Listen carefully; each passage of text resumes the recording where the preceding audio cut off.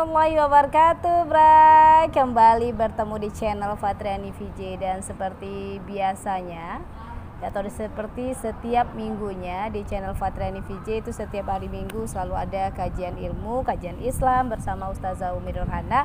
Dan ada yang tidak bosan-bosan pengen bergabung selalu ya. Inilah dia sahabat surga. Assalamualaikum. Waalaikumsalam. Pada ceria semua sepertinya ya. Dan blingnya itu bercahaya. Bercahaya karena bercahaya udah seperti sahabat surga. Namanya juga surga ya Mia. Walaupun kita tidak pernah di surga, tapi orang-orang mengatakan surga itu semua serba indah, Umi. Setuju ya, Mi? Setuju sekali. Alhamdulillah. Semua pengen ke surga? Amin, ya Rob. Tapi yang sekarang ya, kita syuting dulu. Oh iya, betul. Baik, Umi, kita masih berada di tema yang pertama kemarin tentang akhlak wanita terbaik dalam Al-Quran ya. Iya. Dan tentunya dari berbagai atau juga dari episode pertama dan ini yang ketiga masih kita membahas tentang masih itu aurat, perlakuan wanita, kemudian rasa malunya kemarin di episode kedua, dan yang ketiga ini masih kita bicara seputar wanita juga ya Mia. Baik. Dan silakan Umi dibuka dulu. Bismillahirrahmanirrahim. Assalamualaikum warahmatullahi wabarakatuh. Waalaikumsalam warahmatullahi wabarakatuh. Alhamdulillah hamda yuwafi ni'amah wa yukafi mazidah. Ya Rabbana lakal hamdu kama yanbaghi li jalali wajhikal karim wa azimi sultanik. Allahumma salli wa sallim wa barik ala sayyidina Muhammad wa ala ali sayyidina Muhammad. Rabbi shrah li sadri wa yassir li amri wahlul 'uqdatam min lisani yafqahu qawli. Alhamdulillah kembali kita berjumpa di channel Fatriani VJ. Alhamdulillah sudah beberapa kali syuting, masih senantiasa Allah bagi kita kesempatan ya, waktu, kemudian pula kesehatan jasmani, dan mudah-mudahan ini juga akan menyehatkan rohani kita. Amin. Kemudian mudah-mudahan selalu tidak bosan kita menyampaikan rasa sayang kita kepada baginda Rasul Sallallahu Alaihi Wasallam agar kita termasuk orang-orang yang diberikan syafaat di hari kiamat nanti. Mari sama-sama kita lafazkan Allahumma salli ala Sayyidina Muhammad wa ala ali Sayyidina Muhammad.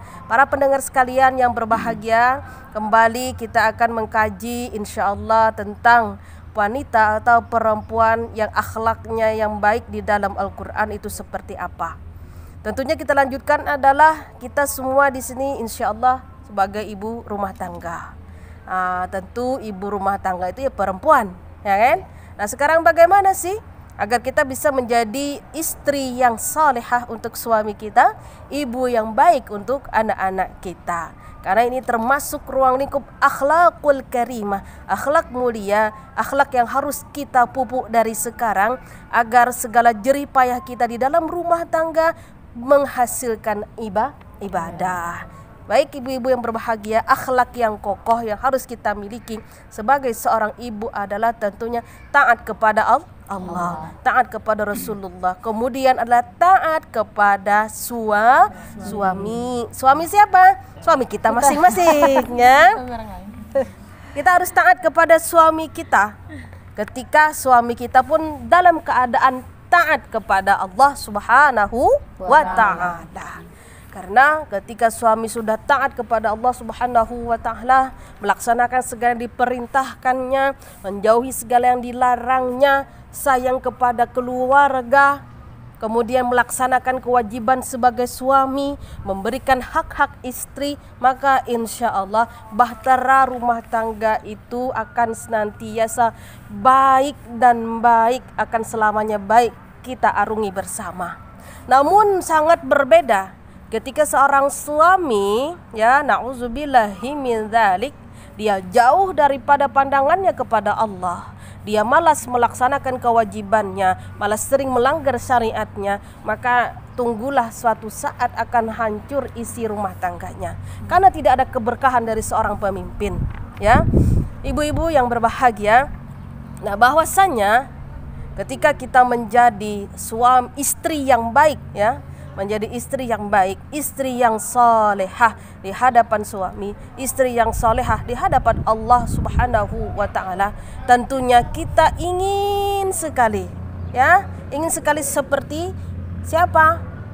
para perempuan hebat di sisi Rasul Shallallahu Alaihi Wasallam. Ada Siti Khadijah radhiyallahu anha, pengusaha luar biasa, ya kayanya luar biasa, tapi dia tetap taat kepada Rasulullah, ya kan? Taat kepada suaminya walaupun dia yang memegang hartanya. Kalau sekarang kadang kala, ya enggak? Lah dia merasa kaya, yang dia yang mempunyai sedikit jabatan lebih tinggi, lah sudah pula, bang tolong sepatu bang, tolong angkatkan ini bang, angkatkan itu bang, bang mandikan anak bang. Aduh, kalau minta tolong batas sewajarnya boleh. Ini tidak ketika dia merasa lebih dari suami. Ini hati-hati ya, hati-hati. Ini bentuk tidak ketaatan kita kepada suami. Ya, jadi hati-hati. Nah, karena apa? Ketika kita dalam arti kata suami berada di bawah kita, kita menguasai suami, na'udzubillahi min dzalik, di mana letak ridho suami kepada kita? Ketika kita sudah berumah tangga, ridhonya kita ini adalah terletak pada ridho suami. Dan ridho suami walaupun sudah berumah tangga, tetaplah kepada kedua orang tuanya. Ya, nah, baik ibu-ibu yang dirahmati Allah Subhanahu wa Ta'ala. Sering kita mendengar yang dinamakan wanita salehah itu diibaratkan dengan ad-dunya mata'un. Apa sambungannya ibu-ibu? Ini kalau pandai rebana tahu dia tuh. Ada lagunya betul nggak? Ad-dunya mata'un wa khairu mata'iha mar'atun lihatun. Ad-dunya mata, ya. Dunia itu bagaikan perhiasan. Walaupun ibu punya sekilo emas, ya, permata, intan dan lain sebagainya, akan tetapi apa kata Rasul sallallahu alaihi wasallam, wa khairu mata'iha, sebaik-baik perhiasan di dunia ini adalah al-mar'ah as-salihah, perempuan yang baik, perempuan yang soleh. Soleh itu baik artinya. Perempuan yang salihah, tentu dia senantiasa menyenangkan hati suaminya, ya, tidak cemberut di hadapan suami, ya kan? Kemudian apa lagi? Senantiasa menyervis. Aku bahasanya apa nih? Memberikan pelayanan yang baik kepada suami, baik dari segi makanannya, baik dari segi pakaiannya dan lain-lain sebagainya. Tidak meninggikan suaranya di hadapan suami. Kira-kira ada? Abang nih katanya, kan? Ada ya. Mudah-mudahan bisa dikurangi sedikit. Kita bisa memaintain itu insyaallah ya. Kita bisa, karena memang dalam rumah tangga itu harus ada yang rendah. Jangan sama-sama tinggi, tidak bisa. Sama-sama tinggi, tegangan tinggi dia akan meledak, habislah semuanya. Yang tadinya perkara kecil, tapi karena perempuan yang tidak mampu mengelola emosi, mengelola nafsunya, na'udzubillahi min dzalik, hanya perkara jarum saja meledak, akhirnya keluar kata cerai dan lain sebagainya. Itu sudah banyak gangguan-gangguannya. Jadi perempuan yang solehah itu perempuan yang mampu meredam emosi, perempuan yang mampu mengalah untuk sebentar. Kenapa sebentar? Karena terkadang ada salah paham. Biarkan aja itu dulu berlalu sebentar. Kita redamkan dulu emosi kita berdua, baru kita berdoa kepada Allah, dicarikan solusinya, kemudian baru kita berbicara dengan suami kita apa sih yang terjadi sebenarnya.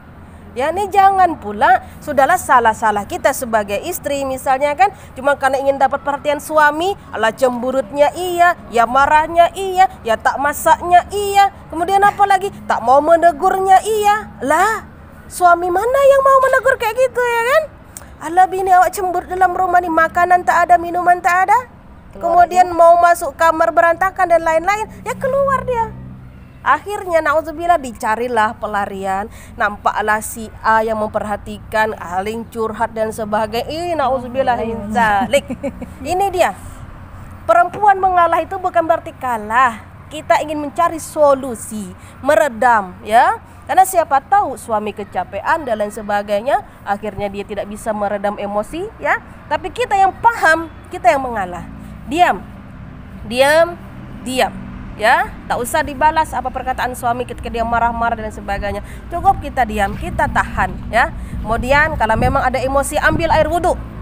Ambil air wudhu dulu, perbanyak istighfar dari diri kita. kemudian munajat kepada Allah, ya Allah, kalau ada yang terbaik bagi kami mohon beri petunjuk. Ya, nanti setelah itu insya Allah akan ada solusinya bagaimana kita memulai percakapan. Entah kita meminta maaf atau mudah-mudahan bisa jadi suami minta maaf, seperti itu. Baik, Baik, Umi, ya. kita mau tanya dulu sama sahabat surga, ada yang mau bertanya. Tapi sebutin, sini dulu. sabar nggak apa-apa. Lihat dulu, Lina. Assalamualaikum Umi. Ya, salam. Ini kan kami ada anak perempuan.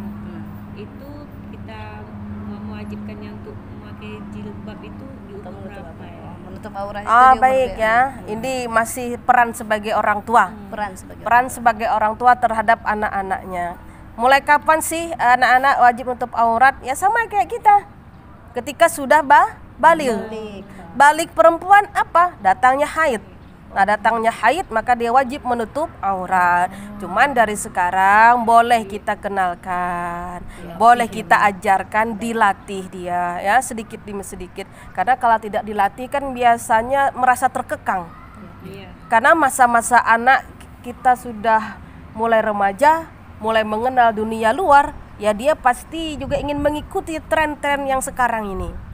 Tapi ketika sedikit demi sedikit kita ajarkan mana yang wajib bagi mereka, ketika yang wajib dilaksanakan, apa yang akan mereka dapatkan, kebaikan yang seperti apa, harus kita bagi pandangan ke depan, harus kita bagi, harus kita kasih tahu. Karena kalau tidak kita kasih tahu, yang terjadi apa? Ya dia akan ngikut yang sekarang ini. Nauzubillahi min zalik, ibu-ibu ya, anak-anak kita pastilah mereka juga menonton televisi. Ya, banyak sekali warawiri di televisi, entah itu selebritas, entah itu siapa yang dia memang berpakaian misalnya minim, tapi dia cantik, tapi dia pintar. Terkadang dia melihat ke situ, dia cerdas kok walaupun tak pakai jilbab. Hati-hati ya. Namun kita balut, ananda, kalau kita sudah cerdas di dunia, kita mengikuti aturan Allah, itu cerdas lagi nanti untuk yang akan datang. Karena itulah yang menuntun kebaikan kita. Kecerdasan dunia itu kan habis, tapi untuk akhirat itu bekal kita untuk yang akan datang. Itu insya Allah ya Bu ya. Terima kasih. Baik. Nah ada satu lagi Mi, mau nanya tadi, Ami? Pertanyaannya sama. Oh sama pertanyaan. Sudah diwakilkan. Ada lagi? Oh ya Kak Noni, baik di belakang. Aduh di belakang berai. Silakan Noni. Mengenai dengan menutup aurat bagi wanita tadi Umi, apakah benar itu kalau ada seorang istri tidak menutup aurat itu dosanya ditanggung oleh suami dan orang tuanya serta adik-adik laki-laki dan abang laki-lakinya? Apakah benar? Oke, baik. Seru nih Mi. Baik ya. Itu sering kita lihat ya di pelang-pelang gitu ya. Atau misalnya di mana-mana lah ajaran atau seruan kalau kita pakai jilbab begini-begini, kalau makan riba begini-begini ya. Kalau letterlek nih hadis yang tertulis seperti itu tidak ada. Cuman ada hadis sahih yang menyatakan bahwasanya kullukum ra'in. Setiap kita ini adalah pemimpin. Wa kullukum mas'ulun an ra'iyyatihi. Dan setiap kita ini bertanggung jawab atas apa yang kita pimpin. Seorang suami dia memimpin istri dan anak-anaknya. Maka dia bertanggung jawab mengajarkan ya, mengajarkan yang wajib, mengingatkan yang wajib, mengingatkan yang halal, mengingatkan yang haram, yang harus dilakukan seperti ini, begini. Ini kewajiban dia. Ya, menyampaikan kewajiban. Namun ketika sang anak ya tidak mau juga, pada sudah dikasih tahu mulai dari yang perlahan, sudah dibelikan jilbab misalnya, jilbabnya yang syar'i yang mulai yang ngetren, yang segi 4 yang begini begitu warnanya, anaknya tidak tertarik juga, masih tetap didoakan. Doakan oleh orang tuanya mudah-mudahan mau menutup aurat. Harus ada usaha dari seorang pemimpin. Nah, namun ketika beranjak dewasa juga dia tak mau, dosanya tidak ditanggung oleh ayahnya, tidak ditanggung oleh kakaknya, tidak ditanggung. Iya, karena sudah menasehati, karena sudah memperingatkan, memberitahu ya mana yang wajib bagi perempuan, mana yang wajib bagi anak perempuannya, mana yang wajib untuk adik-adik perempuannya, mana yang wajib untuk istrinya. Namun sangat berbeda ketika suami membiarkan. Tapi bukan ditanggung lagi dosanya, sama-sama berdosa. Sang istri berdosa, suami berdosa, anak berdosa. Karena apa? Tidak ada anjuran dari ayahnya. Namun ayat Al-Qur'annya nanti bisa ya, mudah-mudahan ibu lihat dalam surah Al-Fatir ya ayat 18, bahwasanya orang yang berdosa tidak akan memikul dosa orang lain. Nah, karena ini tadi hadisnya jelas ya, masing-masing lah. Saya misalnya ya, sebagai pendai, otomatis sebagai pendai ada yang saya panggil. Dai itu kan memanggil, artinya ada orangnya, ada jamaahnya seperti ibu-ibu di sini. Aja saya bilang apa? Ibu tak usah pakai jilbab lagi, ibu. Bikin rusak aja rambutnya tak nampak. Ini yang berdosa. Saya pun berdosa. Tapi berbeda ketika saya sudah menyampaikan ini seperti ini, seharusnya sebagai perempuan begini.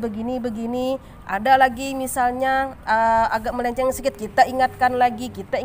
Tak mau juga, kita tidak berdosa. Yang berdosa orangnya. Karena kita sudah melaksanakan kewajiban kita. Oke?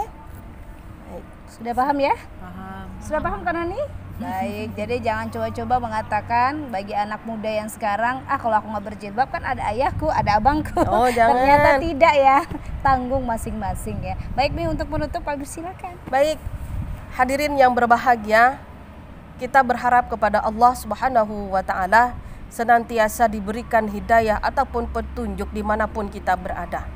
Kita berharap kepada Allah Subhanahu wa Ta'ala rasa takut akan azab Allah, rasa takut akan ditinggalkan Allah Subhanahu wa Ta'ala hadir di hati kita, agar kita senantiasa menjadi orang-orang yang baik, orang-orang yang beriman di hadapan Allah Subhanahu wa Ta'ala. Semoga bermanfaat. Terima kasih. Assalamualaikum warahmatullahi wabarakatuh. Waalaikumsalam.